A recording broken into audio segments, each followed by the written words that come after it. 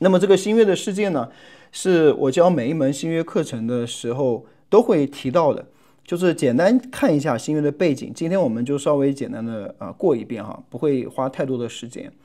为什么要讲了解新约的世界呢？因为当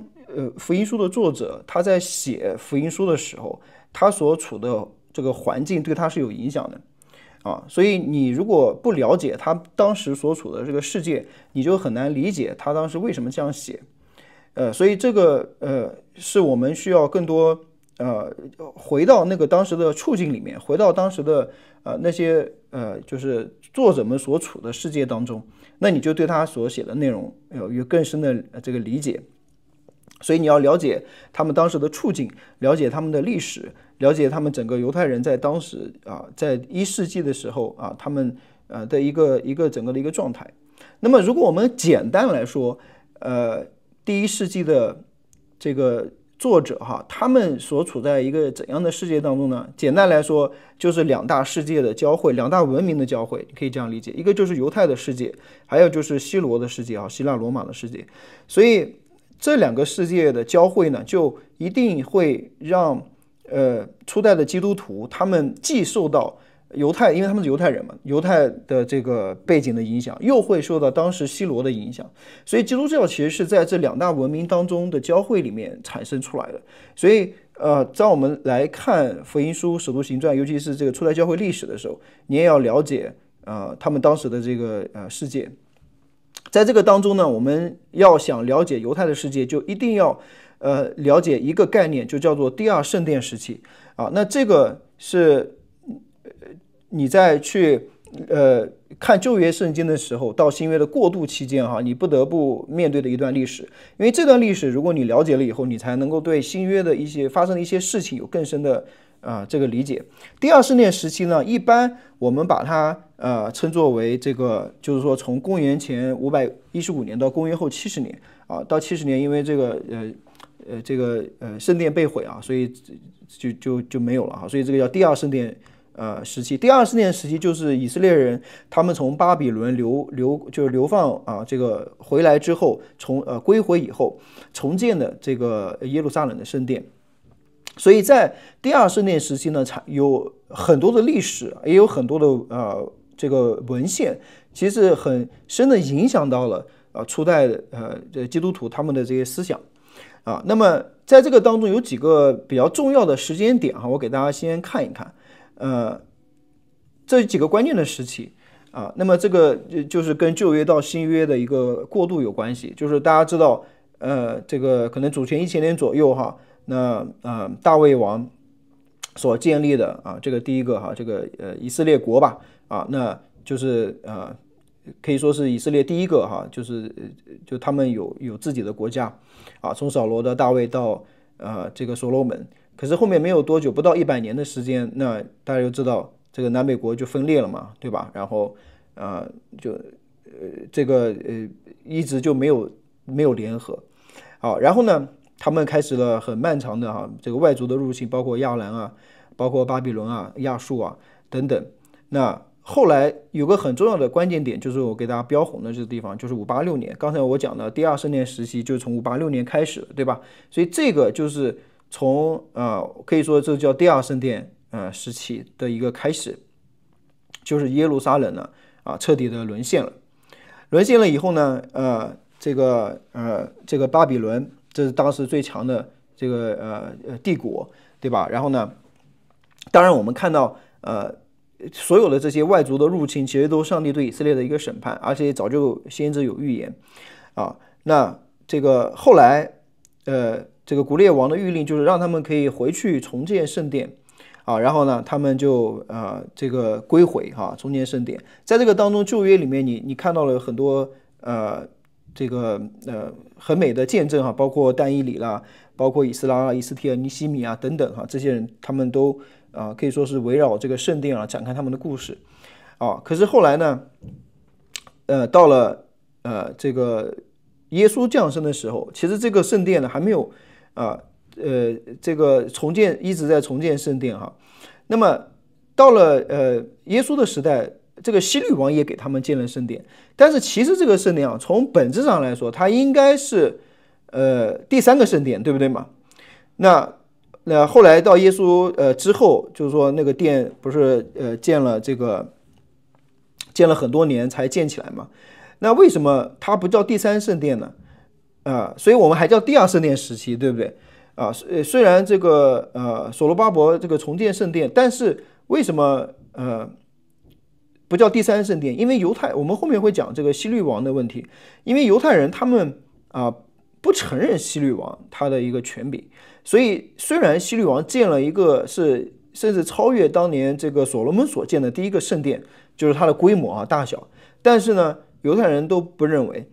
这个是一个新的圣殿，他们认为这只是第二圣殿的一个翻新所以说只是在原有的基础上把第二圣殿呢重新翻新了一下，所以他们还把它称为第二圣殿但实际上它应该是是第三个但犹太人还称为第二个，所以这才叫这个第二圣殿时期所以一直到这个其实是第三个这个希律王所建的圣殿完全的被拆毁之后70年，那么这个第二圣殿时期呢就结束了那么其实这个在这个过程当中呢，有几个比较重要的事情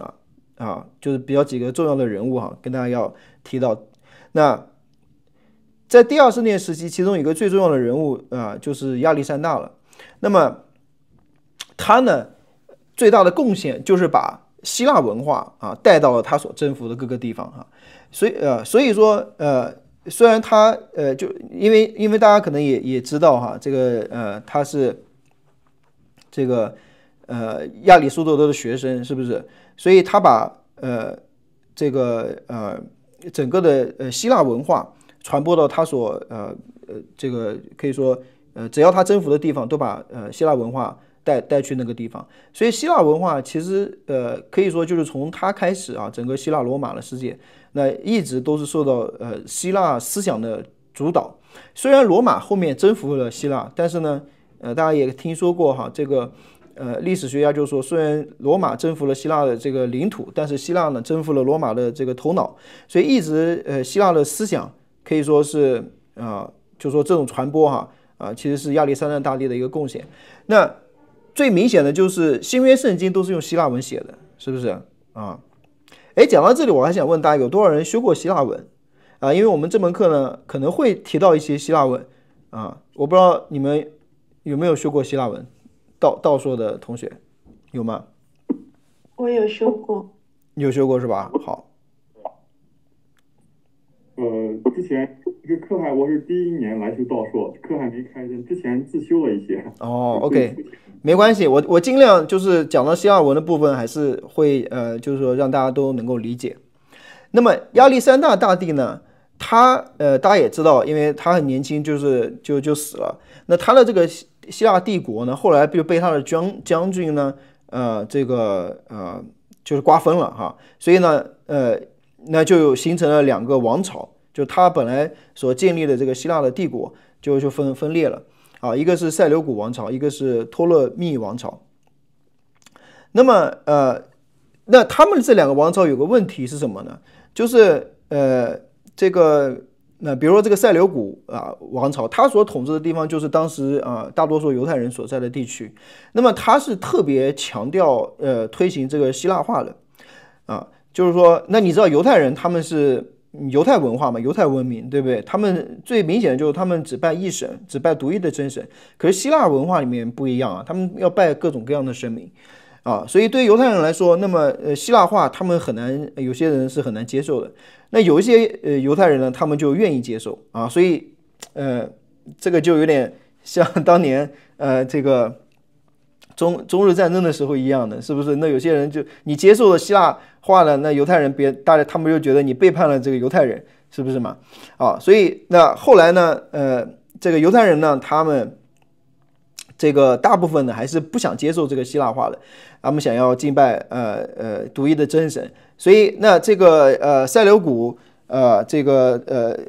王朝的一个统治者安提奥克4世，他呢就说，那你都得所有的神你都得信希腊诸神，你不能只信一个神，对吧？就要强迫犹太人这样做，犹太人不愿意，所以他就干了一件事情啊，就是他就这个进入到犹太人的圣殿当中，然后杀了很多犹太人，而且进入到里面之后呢，在犹太的圣殿的祭坛上献了一头猪，所以你就知道，犹太人本来对猪这就是不洁净的东西，哇，你竟然拿到圣殿当中祭坛上献给神的，你献一头猪，这个对他们的这种侮辱就像你逼穆斯林吃猪肉一样那个这是对他们来说是很大的一个侮辱。所以后来有些犹太人就受不了了，他们就起义了，那就形成了一个我们可能都听说过了，叫马加比革命就是这个哈斯莫尼王朝。那么这个马加比革命呢，很有意思就是他们其实是一个有个叫马提亚斯这个人他呢开始的。那他几个儿子一起跟他闹革命。那而且呢，他这个革命呢其实还挺成功的因为当时被这个塞琉古王朝被这些就是推行希腊化的这些王，他们被压迫的不行所以他们深得民众的这个喜爱所以就很多人加入了马加比的革命。那他们最成功的是什么时候？就是说他们反攻了耶路撒冷，把耶路撒冷呢这个重新夺回，而且呢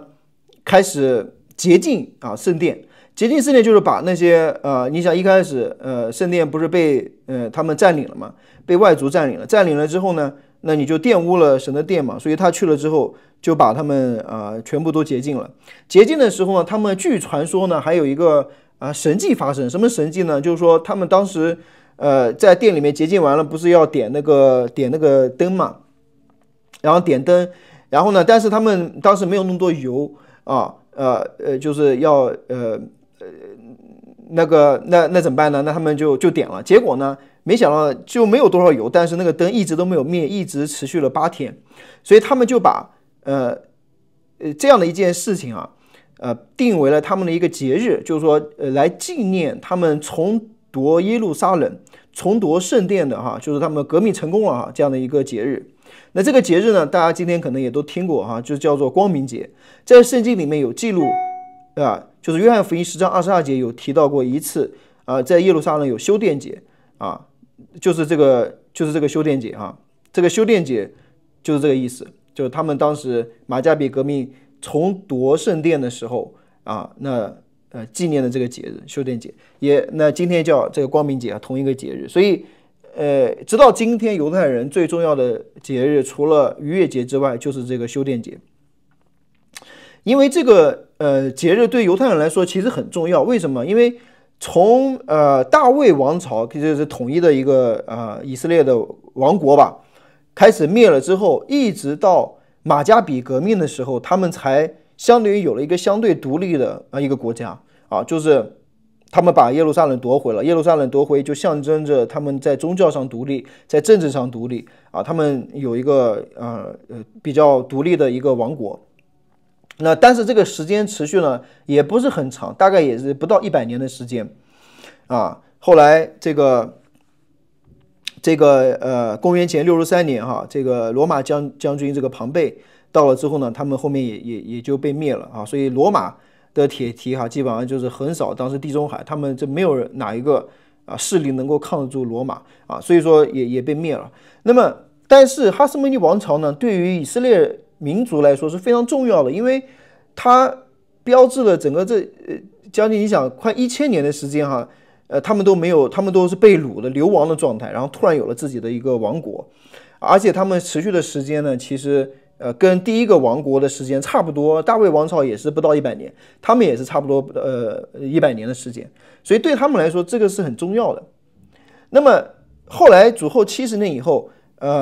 整个耶路撒冷又被攻陷圣殿完全的拆毁，犹太人就又失去了自己的这个领地那大家就知道了漫长的2000年的这个流亡一直到1948年的时候以色列人再一次的建国那么可以说是他们第3次在他们整个几千年的历史当中有一个自己的独立的一个国家，一个王国啊，一直到今天其实也还没有到100年，对不对嘛？啊，所以马加比革命对犹太人来说是非常重要的。那么这里面有个隐喻哈，那你想一想啊，如果你是第1世纪的犹太人，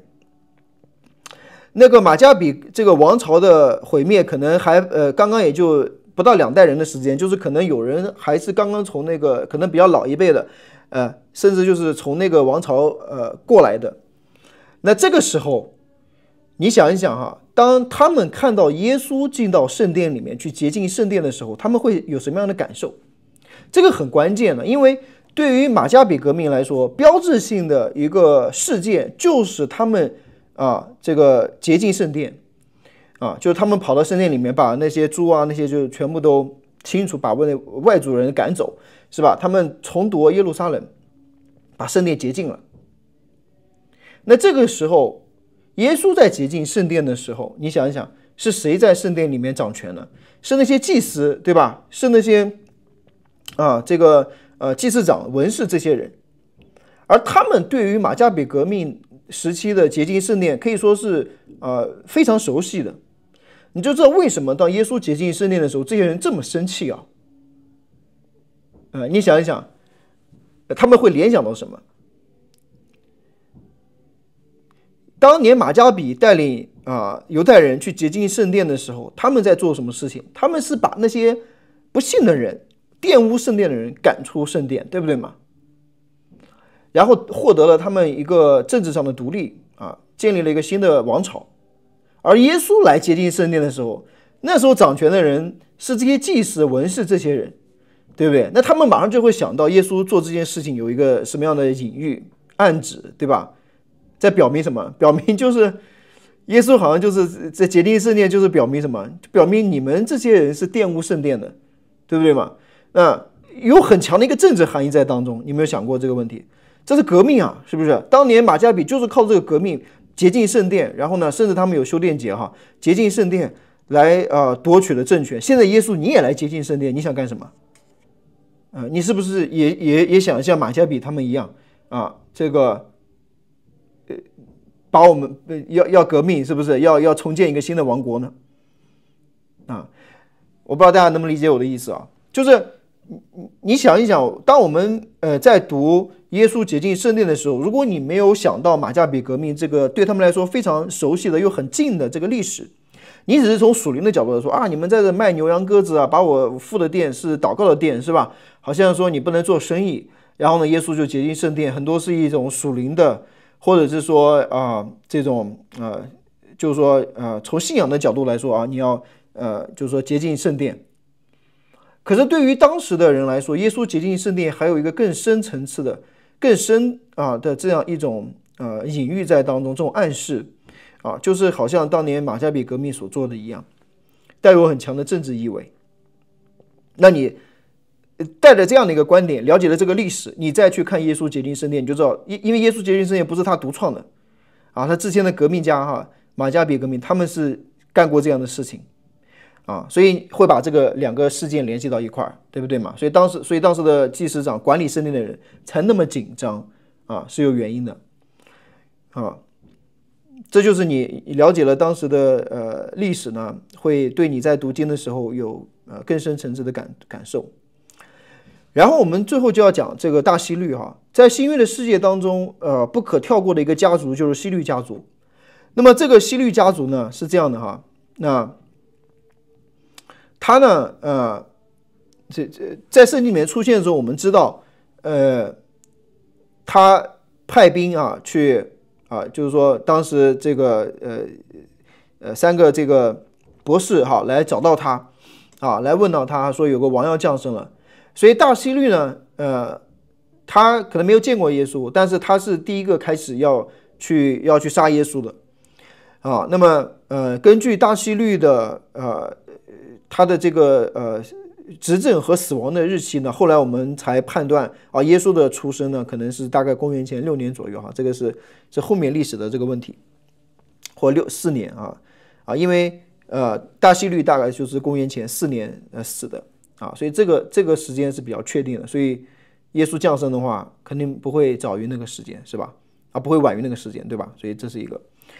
那么大希律呢他呢，